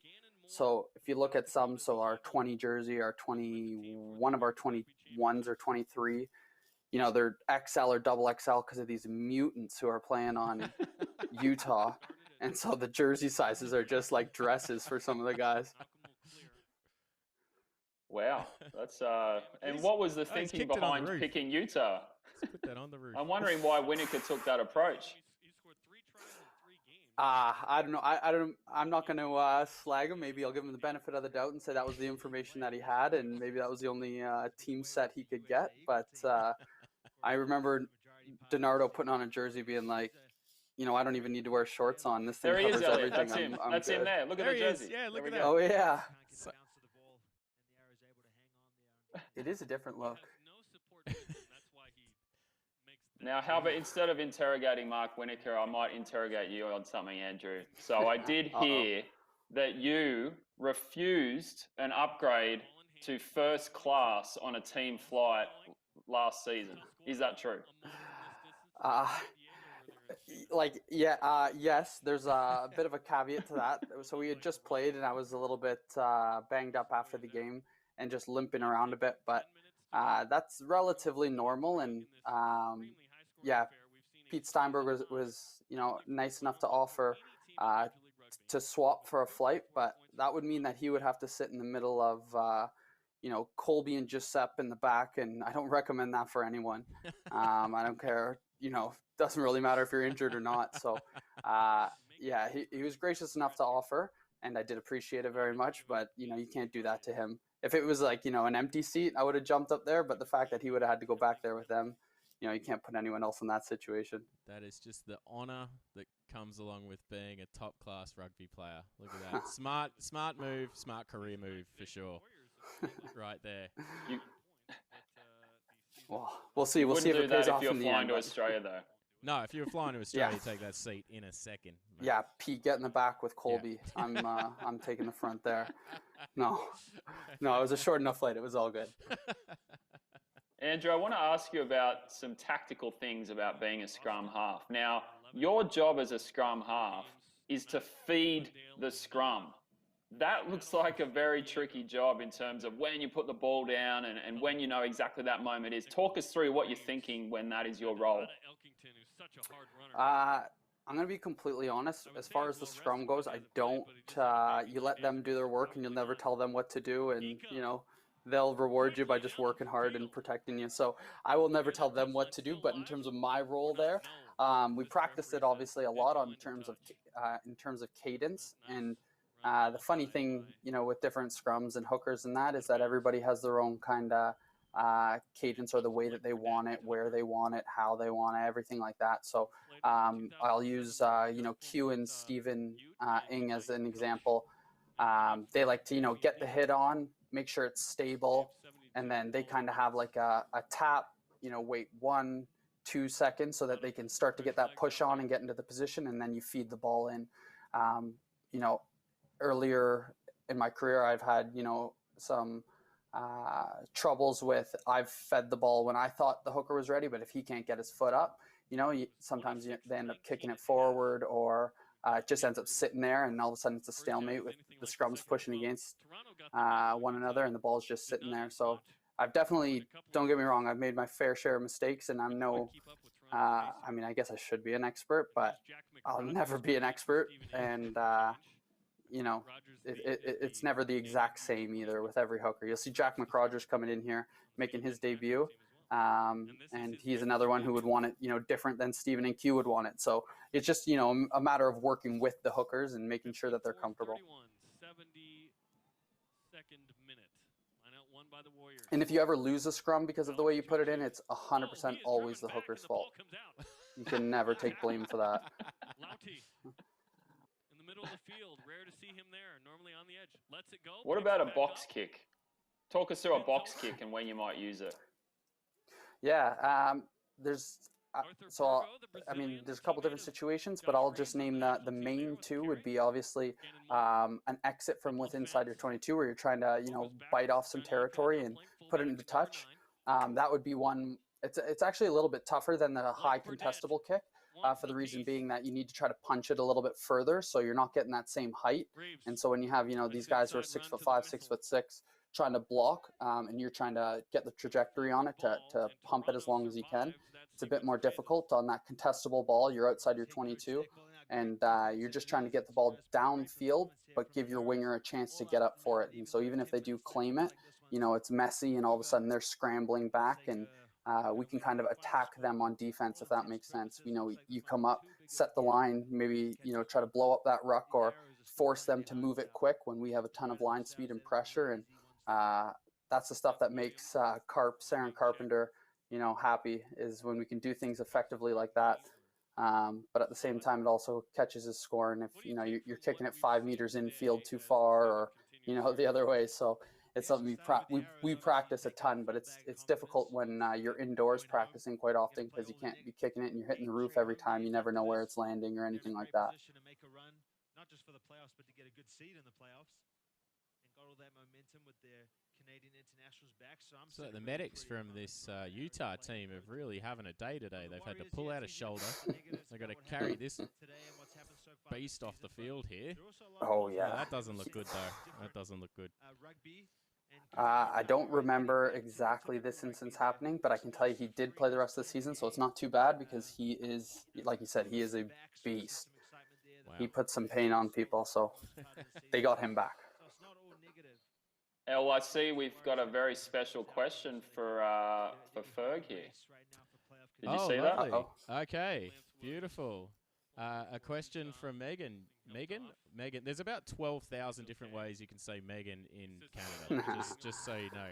A question from Megan is your favorite Star Wars character and favorite Star Wars movie, please, Ferg. Please enlighten us. I don't even. If she's watching this upstairs, I think she's watching it upstairs.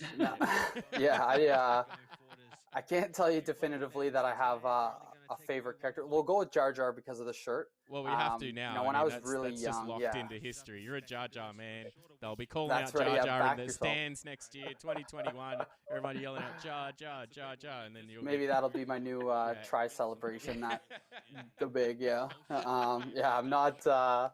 I'm not too well attuned and up to date with the newer Star Wars stuff, but I watched the old ones when I was younger and up to that episode 1 there with Jar Jar, but I haven't been keeping tabs closely since then. As I outgrew that shirt, I probably outgrew Star Wars at that age. I think I was the same, mate. After Jar Jar, it was okay. Yeah, I'm done here. I'm done here. Here we go. Tell us about this scrum feed. What do you think of this one, Andrew? Yeah, that's so James puts it right on his foot, and it's tough because it's moving forward, so everybody's walking the scrum forward there, and then Marchie did a good job at throwing it for a minute. Yeah, nice little, great idea. Like Jamie saw it, the space is there, and he put it, you know, in that channel that you're looking for. Give Avery a chance to get down there, but also if it rolls, then hopefully he has a chance to get on it further downfield. But obviously, you know, unlucky with the result, but good idea and great read. And what are you doing at this point in the game, Andrew? Are you having an ice bath? Are you just sitting on the sideline kicking back? Are you having a beer? Like, what are you doing? It's well, I don't know if you guys have seen, but in the end zone there's a New Zealand meat pie company, and they came in after the game and gave us all meat pies, and they are unreal. So I'm probably sitting there drooling, waiting for that. But I'm also on the bench, and as a halfback, I can't go back into the game because I'm not a specialty front rower position. So my boots are definitely undone. Ice, you know, I'm leaning back on a chair. Oh, look at this. You know, this game, I'm confident that we're winning this game, so I'm not too stressed out. But yeah, I'm just hanging out. And let's say you're sitting on the bench and the roles are reversed, and you're currently down 54-31. Like, what's Utah maybe then I'm feeling right drinking. now? Yeah. They're on the pies and beers already. Yeah. Yeah, exactly. It's one of those things where, you know, it's I like that comment. I'm not surprised Habs fan likes Jar Jar. That's a 2 shots. Okay. No, yeah, I'm probably sitting there like, you know, you've done what you can do, and at this point, you know, it is what it is. You can either sit there and be salty about it, that's not changing the result, or, you know, it's on to the next week. You just got to flush it and try to get back. So it's one of those things where you just try to forget about it. And it'd be tough because it hasn't been a bad performance from Utah. Like every try they've scored has been fairly spectacular, but they've sort of just lost it on a few of the fundamental sort of parts of the game here, and that's what's allowed the blowout. Definitely, like, you know, I can think of games in my career where, you know, you made 3 mistakes all game, but all 3 mistakes ended up being tries against you. So, I mean, at the same time, that's what we try to obviously practice. That when those opportunities come, you take them. But yeah, you're right. They haven't played poorly at all. And Sammy just keeps stroking him over. His parents actually are at this game from New Zealand. I remember this is the first game they had come and traveled and watched, and that was when I met his parents. Very, very, very, very nice people. But they were here and watching their first North American game with him playing, and so that was pretty cool as well. That might explain a lot there, Andrew, because I had a bit of a bone to pick with Sammy there, your halves partner, because 76 minutes gone in this game, no penalty goals attempted. Clearly, you're not going to lose. You've got the bonus point. Do you think he's just gone for this at this point because he knows his parents are there and he wants to show that he's still got he's still a sharpshooter? Yeah, maybe. Also, the thing that we're not talking about and maybe underrating here is the altitude. like when I got that yellow card, it was a break for me. You know, I was okay. And 𝐂𝐤, look at him complaining about a guy tackling him at the goal line when he just broke for 40 meters and dusted everybody. Like, he is a freak of nature, 𝐂𝐤 is. Spencer, great offload. If he doesn't run track, he probably should. Says, oh, yeah. Oh. Okay. Guys, can I indulge you with some stats at this point? Sure. Of course. Let's go. So with that try going over, and I think it's fair to say that Sammy will kick this one over, this became, at the time, the highest scoring game in MLR history with 95 points scored. It actually replaced a game in 2018. It was week 9. Utah Warriors again v New Orleans Gold, and they actually lost 43-46. What a game. Now, what's actually interesting is the week after this game, the highest score was broken when the Glendale Raptors beat the Houston SaberCats 52-44. So you didn't hold the record as the highest scoring game for long, Andrew. Yeah, I don't know if that's good or bad, you know, with shows the quality of the league that we are playing in. This is showing that every week you're going to see or the quality of the defense we're not providing for the team. So I think that's definitely been, you know, Carps has been diligent on that, you know, lowering the points against and that. But yeah, definitely last year, particularly at the beginning of the year, like the defensive game obviously wasn't as strong, and I think that this year was a little bit different. But yeah, ton of tries makes it a good spectacle for the fans, but I don't think we want to continue with that trend. There's a question up on the screen. I'm not sure if you can read it okay there, from the Crusaders Rugby Club. What does your game day look like? Same meals, naps. How early do you arrive at the park? Yeah, I think I can say that it's pretty consistent whether you're playing, you know, international or the Arrows. I'd say we're one of the most professional clubs around in that, and so I would say that it's pretty consistent in terms of, you know, you're waking up at, say, I'm going to use an example of 3 o'clock kickoff. They allow you to sleep in. You know, you get up when you get up. They'll say, you know, breakfast ends at 10 o'clock, but as long as you get in before then, it's fine.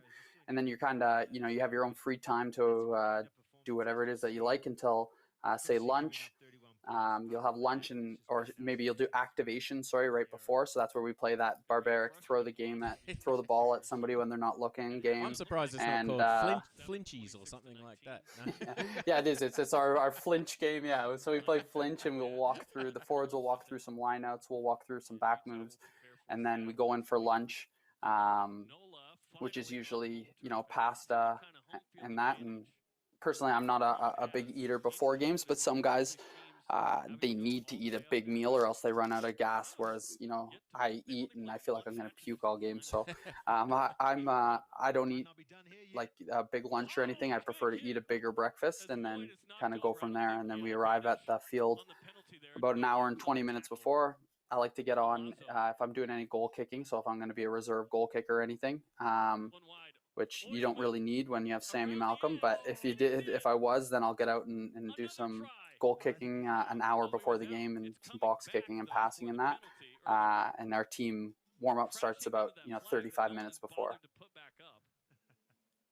Well, shout out to the Crusaders. Was this a try, Rugby do we Club. think? No, it looks like His foot was up. Yep.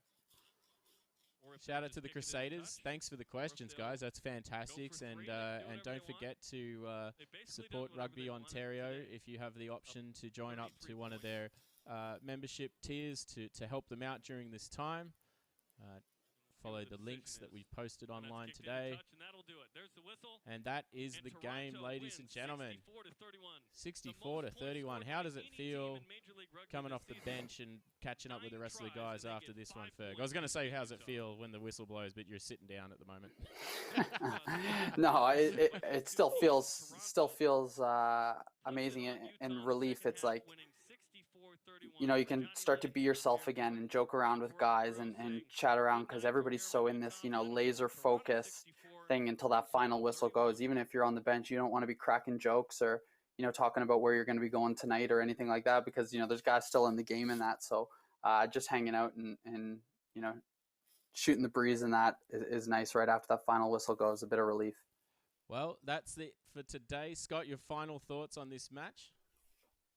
Oh, just congratulations, Andrew, to your team for that game, because to score that many points was super impressive and it was really entertaining for the fans too. So one of the highlights, so I think we'll see some closer games in the weeks after this, but good to relive one of the greatest performances from the Arrows in their young history. Yeah, definitely. And I just want to say thank you to you guys for having me on. This was awesome, and it's great to see this classic stuff keep going. And you know, we don't have any sports right now, so to relive these is awesome and amazing. So thank you guys very much for having me. It's been a lot of fun. Thank you for joining us, Andrew, and thanks to all our guests today, from Al Sharon to Chloe Daniels, Dan Moore, Corey Hector, and Andrew Ferguson. On behalf of Scott and myself, we really enjoyed this time of the week, and I'd like to thank everyone for tuning in. And you better believe we'll be back here next week at 4 p.m. for another episode of the Classics. So thank you for joining us today, everyone. Cheers. Thanks, guys.